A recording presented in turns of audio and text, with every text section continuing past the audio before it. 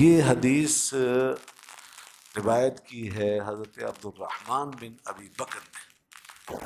حضرت عبد الرحمن بن ابی بکر رضی اللہ عنہ، یہ حضرت ابو بکر صدیق رضی اللہ عنہ کے بیٹے ہیں، انہوں نے یہ حدیث روایت کی ان اصحاب الصفہ کانوا اناسا فقراء، فرمایا کہ اصحاب صفہ جو تھے یہ فقیر لوگ تھے، صفہ والے یہ فقیر لوگ تھے۔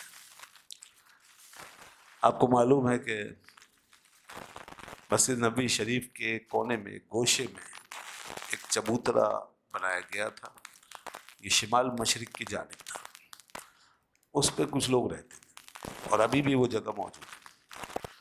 تو وہاں وہ ایک چبوترا بنایا ہوا تھا اور اس پہ ایک چھپر پڑا ہوا، تو وہاں لوگ یہ کچھ رہتے تھے۔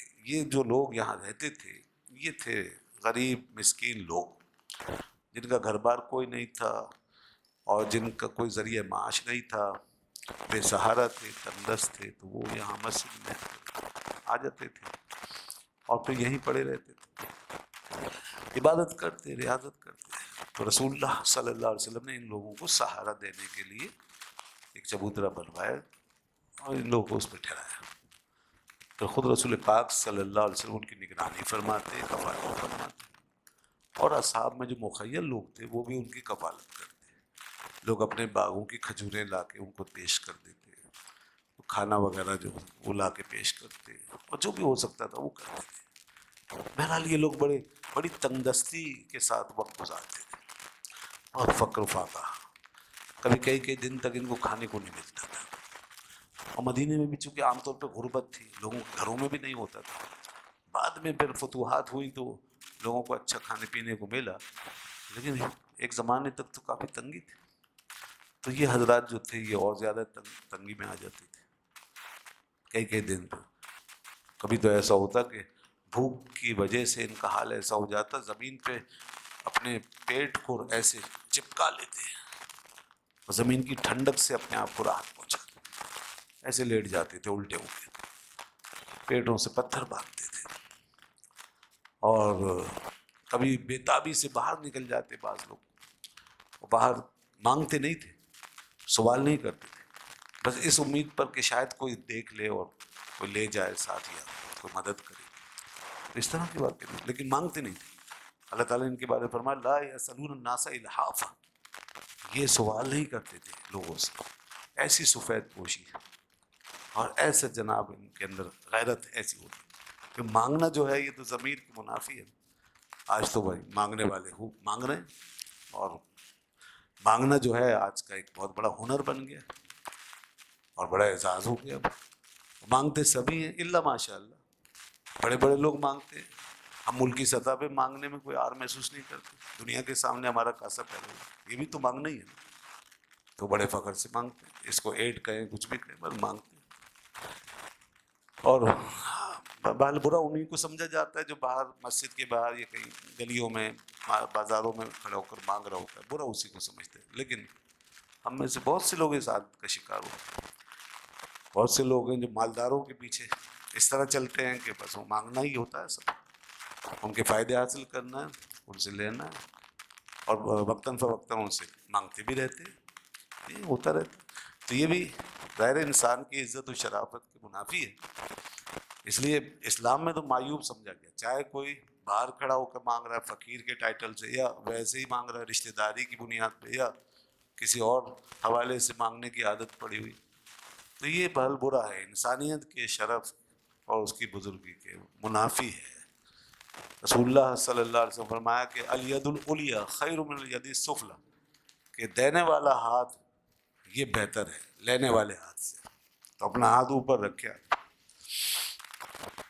تو یہ حضرات بہل بڑے پاکیزہ لوگ، بڑے غیرت مند لوگ، مانگتے نہیں تھے، کیسی تنگی ہو صبر کرتے، برداشت کرتے، جو آ جاتا بس کھا پی کے گزارا کر لیتے۔ تو اس طرح یہ لوگ رہتے تھے، اور یہ کتنے تھے، کبھی 70 کم ہوتے تو 70 رہ جاتے، بڑھتے تو 100 سے زیادہ، 200 250 300، اس طرح یہ بس اس فگر کے اندر رہتے تھے۔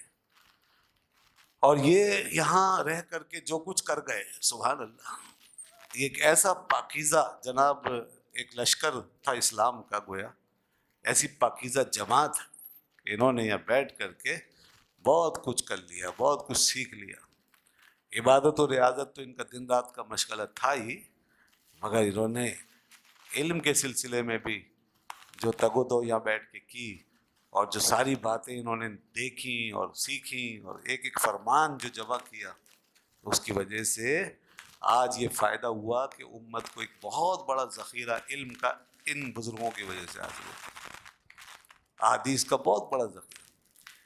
اسی طبقے میں وہ عظیم ہستی ہے جس کا نام ہے ابو ہریرہ رضی اللہ عنہ، جو سب سے بڑے راوی ثابت ہوئے ہیں، حدیث کے سب سے بڑے راوی، کثیر الروایہ جن کو کہا جاتا ہے، وہ اسی طبقے میں تھے اور انہی کے ساتھ رہتے تھے.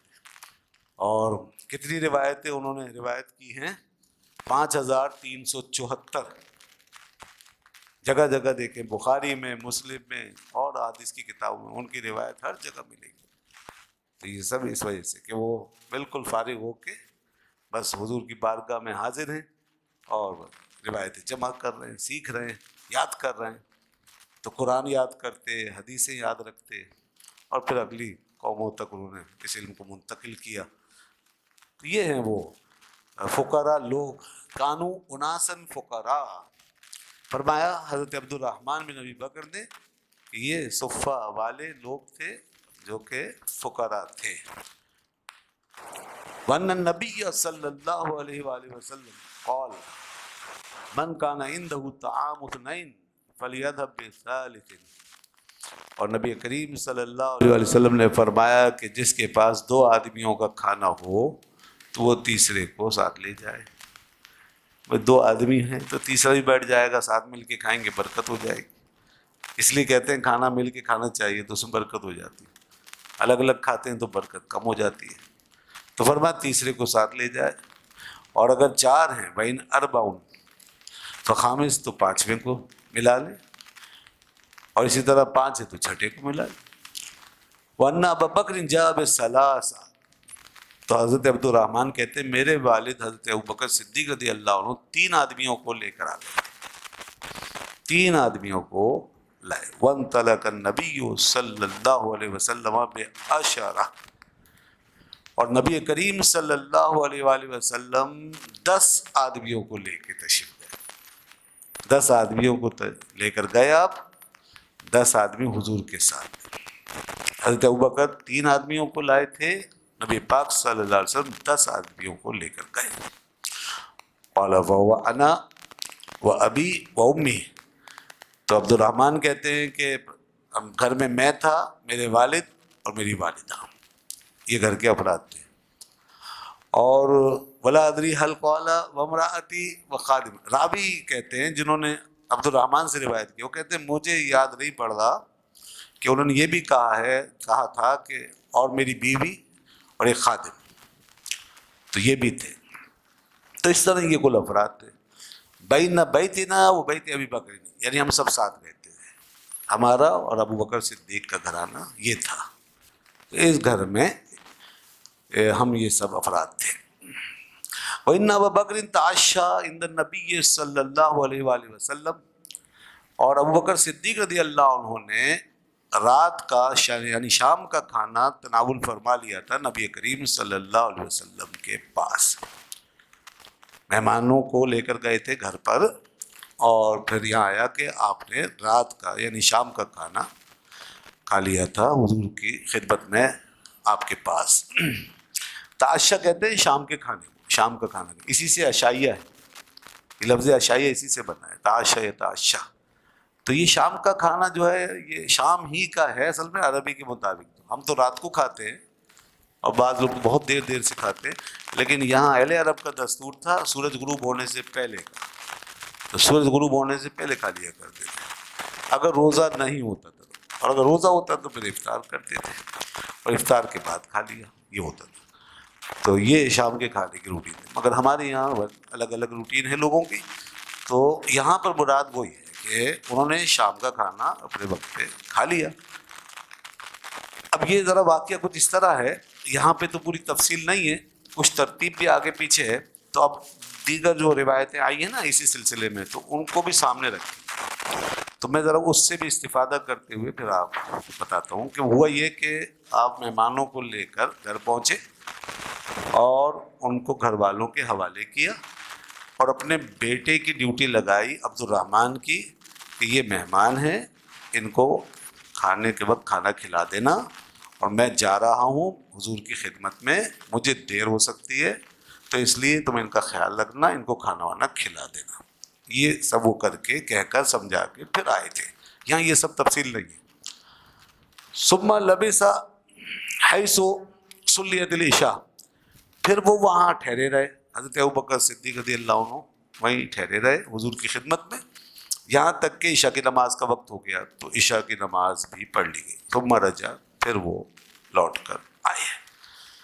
فلبث حتی تعشن، اچھا پھر وہ لوٹ کر آئے. ثم رجع الی النبی صلی اللہ علیہ وسلم، پھر نبی صلی اللہ علیہ وسلم کی طرف لوٹے. اب یہ دوبارہ آیا نا لوٹے، یہ وہ تقدیم و تاخیر، ترتیب تھوڑی یہاں پہ مختلف ہے. یہ پہلے کی بات ہے کہ وہ لوٹے. فلبث، اور وہیں ٹھہرے رہے. اب یہ بعد میں آ رہی ہے بات، حالانکہ پہلے کی ہے. تو حدیث میں اس طرح ہوتا ہے کہ بات کی بات پہلے، پہلے کی بات بعد میں. تو ثم رجع فلبث حتى تعشى النبي صلی اللہ علیہ وسلم فجاء بعد ما مضى من الليل. تو اب میں آگے سے لے رہا ہوں کہ پھر کچھ رات کا ایک حصہ گزرنے کے بعد وہ پھر آئے. ما شاء اللہ، جتنا اللہ نے چاہا.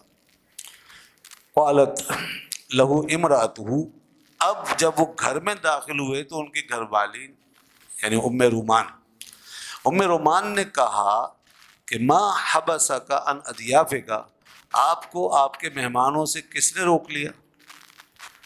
ان کا مہمان گھر میں تھے اور آپ اب آ رہے ہیں، تو کیا وجہ ہو گئی جو آپ مہمانوں سے اتنے دور رہے؟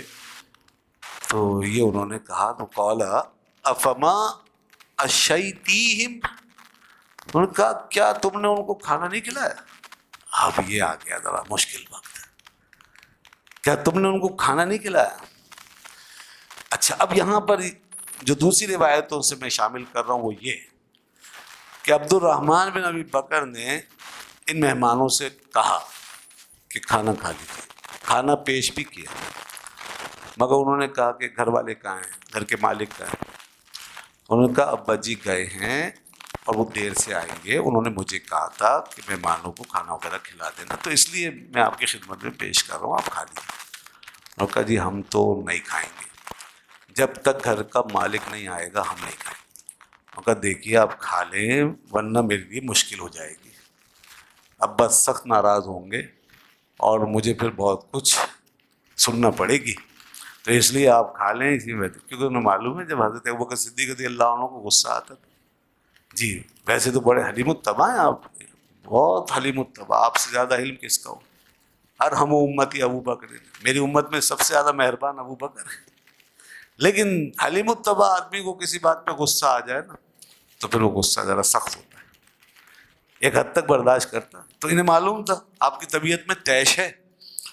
گھر والے ڈرنے لگے، عبد الرحمن ڈرنے لگے، کہنے لگے دیکھیں آپ لوگ کھا لیں بھائی، وہ سخت ناراض ہوں گے پھر. تو انہوں نے نہیں کھایا. اب جناب جب حضرت ابوبکر صدیق رضی اللہ عنہ تشریف لائے اور یہ واقعہ ہوا اور ان کی اہلیہ نے کہا کہ آپ کو کس نے روک لیا تھا مہمانوں سے، تو انہوں نے پوچھا کیا تم لوگوں نے ان کو کھانا نہیں کھلایا؟ قالت ابو، کہنے لگی انہوں نے انکار کر دیا، انہوں نے نہیں کھایا. حتی تجیہ، یہاں تک کہ آپ آ جاتے، انہوں نے آپ کے نہ ہونے کی وجہ سے منظور نہیں کیا اور یہ کہا قد اریدو، ان کو کھانا پیش کیا گیا تھا، فابوا، تو انہوں نے انکار کر دیا. قال فذهبت انا فاختبأت، اب عبد الرحمن بن ابی بکر کہتے ہیں میری شامت آنے والی تھی، میں تو وہاں سے بھاگا. جب یہ ہوا تو میں نکلا اور میں چھپ گیا پردے کے پیچھے. فقال یا غنصر، یا غنصر، اب ان کو غصہ تھا اس لیے یہ لفظ استعمال فرمایا.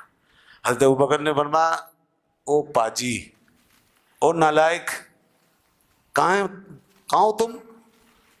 تو آپ نے ایسے جب بلایا ان کو تو اب روایتوں میں آتا ہے کہ ایک دفعہ بلایا، وہ چھپے ہوئے ہیں، جواب ہی نہیں دے رہے، ڈرے ہوئے، اور دوبارہ آواز دی وہ پھر بھی نہیں بولے.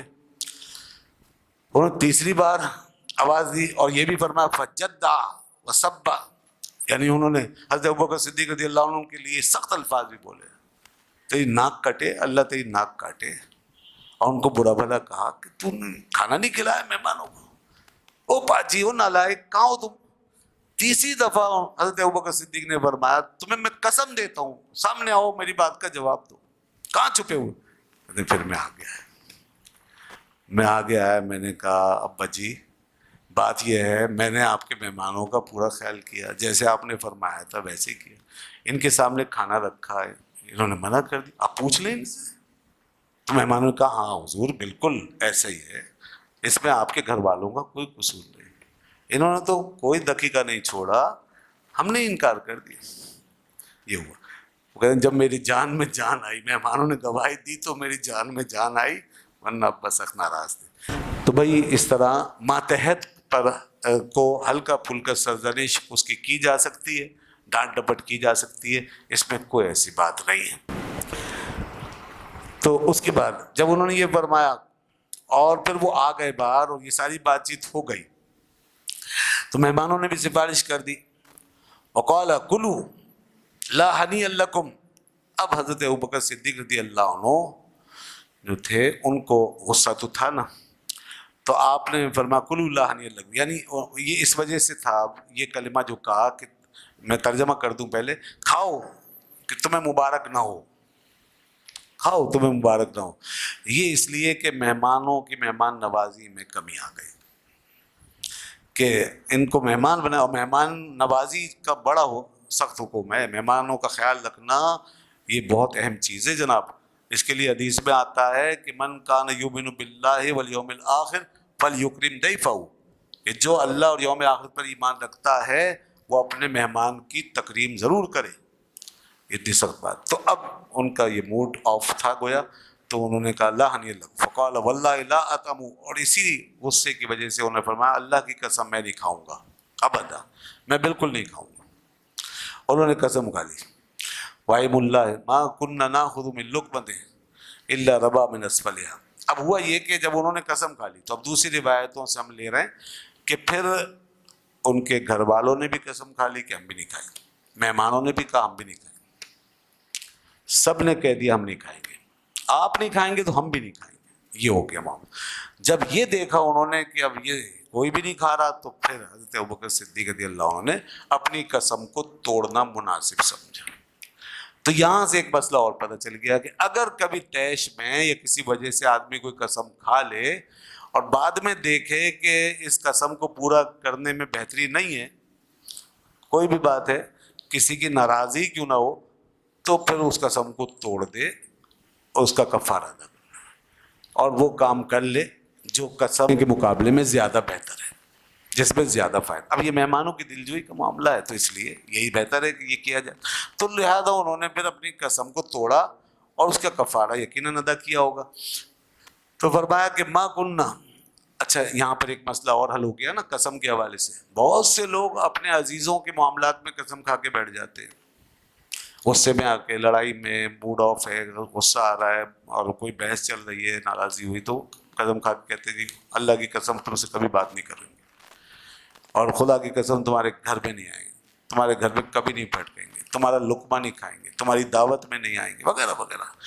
تو دیکھیے یہ قسمیں اچھی نہیں، یہ قطع رحمی ہے، یہ رشتہ داری کو قطع کرنے والی باتیں. لہذا ایسی قسمیں توڑ دینی چاہیے اور کفارہ ادا کرے اور وہ کام کریں جس کو چھوڑنے کے لیے قسم کھائی تھی. یہ اس کے بعد پھر کھانا شروع ہوا، کھانا کھایا گیا. وَأَيْمُ اللَّهِ مَا كُنَّا نَأْخُذُ مِن لُقْمَةٍ إِلَّا رَبَا مِنْ أَسْفَلِهَا.